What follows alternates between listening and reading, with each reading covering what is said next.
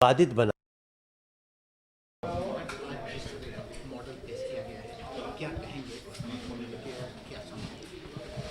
देखिए, ये हमारे विश्वास का मॉडल है। अब इसको सच्चाई में यही मॉडल, इसके लिए हम जो यहाँ इकट्ठे लोग हैं, वो कोई डंडा नहीं उठाया है, कोई तलवार नहीं निकाला है, कोई बम गोला नहीं उठाया। हम लोगों ने इस विश्वास के मॉडल को सच्चाई का मॉडल तक लाने के लिए हम कानूनी लड़ाई लड़ रहे हैं। हम लोग लॉ अबाइडिंग लोग हैं, कानून का पालन करने वाले लोग हैं। मैं भी, मेरा व्यक्तिगत ये मत है और हमारी पार्टी भी यही चाहती है कि ज्ञानवापी की सच्चाई आनी चाहिए। ज्ञानवापी ये शब्द कोई उर्दू का शब्द नहीं है और हमारा विश्वास का आधार है, कानूनी आधार है, वैज्ञानिक आधार है, शास्त्रीय आधार है और पौराणिक अधिक आधार है। सभी को पता है कि नंदी जिस तरफ मुंह करके बैठे होते हैं उधर भगवान शिव होते हैं, लेकिन एकमात्र काशी ऐसी जगह है जहां जिधर नंदी बाबा मुख किए हुए लगभग 450 वर्षों से निहार रहे हैं, वो सामने में जो महादेव हैं, जो शिवलिंग हैं, उनको विवादित बना दिया गया है। लेकिन उनको विवादित बना दिया गया तो हम उसकी लड़ाई लड़ रहे हैं।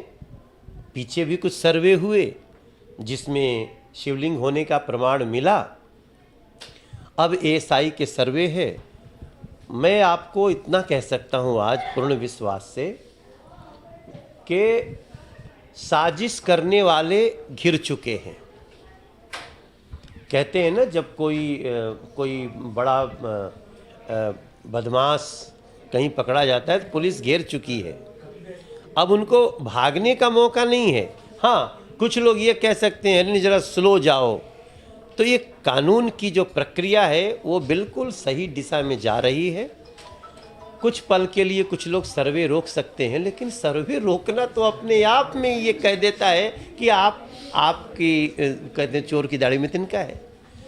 तो हम आज जिसमें शामिल हुए हैं, विष्णु जैन जी को, हरिशंकर जैन जी को हम बड़ी हृदय से धन्यवाद करना चाहते हैं और सभी आए हुए जो हमारे प्रतिभागी हैं यहाँ पे, विद्वान लोग, वो सब लोग आए हैं और हमारा विश्वास है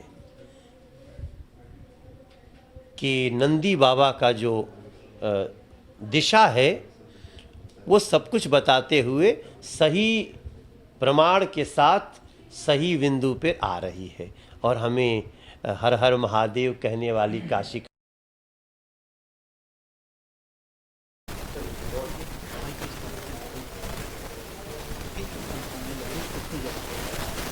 देखिए, आज एक ऐतिहासिक दिन है। क्या स्वरूप था ज्ञानव्यापी में मंदिर का जब औरंगज़ेब ने तोड़ा, उससे पहले वो वैज्ञानिक तरीके से रिसर्च के माध्यम से तथ्य जो सामने आए हैं, पुरातात्विक तथ्य जो सामने आए हैं, उसके आधार पर एक मॉडल बनाया है।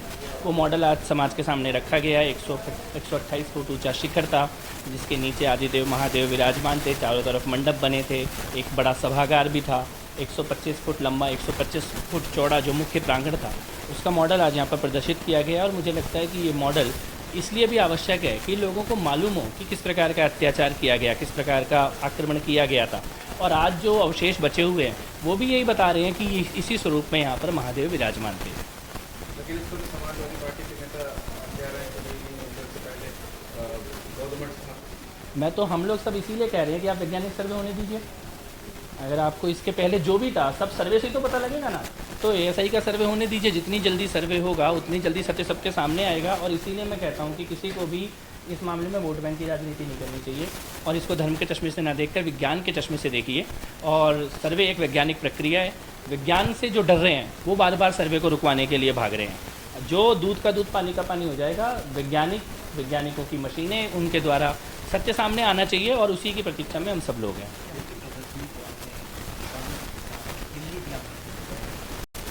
बिल्कुल एक बहुत ही प्रमाणित प्रदर्शनी यहाँ पर लगाई गई है और आवश्यक है कि पूरा देश इसको देखे। इस प्रकार आज भी इमारतों में कमल, अष्टकमल और देवी देवताओं की मूर्तियाँ, वो सब जो प्रतीक हैं आज भी जो दिख रहे हैं, पश्चिमी दीवार पर जो दिख रहा है वो श्रृंगार गौरी भवन के बारे में जो सत्य है उसकी भी एक पूरी प्रदर्शनी यहाँ लगी है और फिर मॉडल भी है। तो मैंने ये निवेदन किया है यहाँ पे न्यास के लोगों से, ट्रस्ट के लोगों से कि इस प्रदर्शनी को आप दिल्ली भी लेकर आइए और सभी लोग जिनके मन में शंका है, जो सवाल उठा रहे हैं, वो एक बार आकर इस सत्य को अपनी आंखों से देखेंगे तो उनकी शंका भी दूर होगी। इस मंदिर को लेकर के विवाद को लेकर के बीजेपी का स्टैंड देखिए, मैं ये मानता हूँ कि हम सबका एक ही स्टैंड है इस मामले में। वो स्टैंड ये है कि विज्ञान के चश्मे से इस मामले को देखा जाए, सत्य समाज के सामने आए और जिस कोर्ट में ये मामला गया हुआ है, और मुझे लगता है कि सर्वे की रिपोर्ट जब कोर्ट में आएगी तो कोर्ट का निर्णय भी सत्य के साथ ही होगा। और हम सब लोग इसीलिए हम तो ये कह रहे हैं, आप इसे सत्य की कसौटी पे कस लो, इतिहास की कसौटी पे कस लो, आर्कियोलॉजी की कसौटी पे कस लो, विज्ञान की कसौटी पे कस लो, कानून की कसौटी पे कस लो, किसी भी कसौटी पे आप इसको कसोगे, अंत में एक ही सत्य सामने आएगा कि यहाँ पे मंदिर था और यहाँ मंदिर होना चाहिए।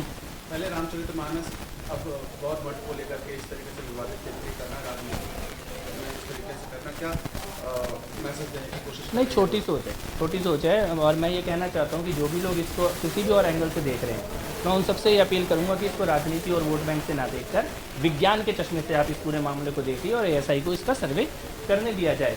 इसके पक्ष में भारत के पूरे जनमत को खड़ा होना चाहिए।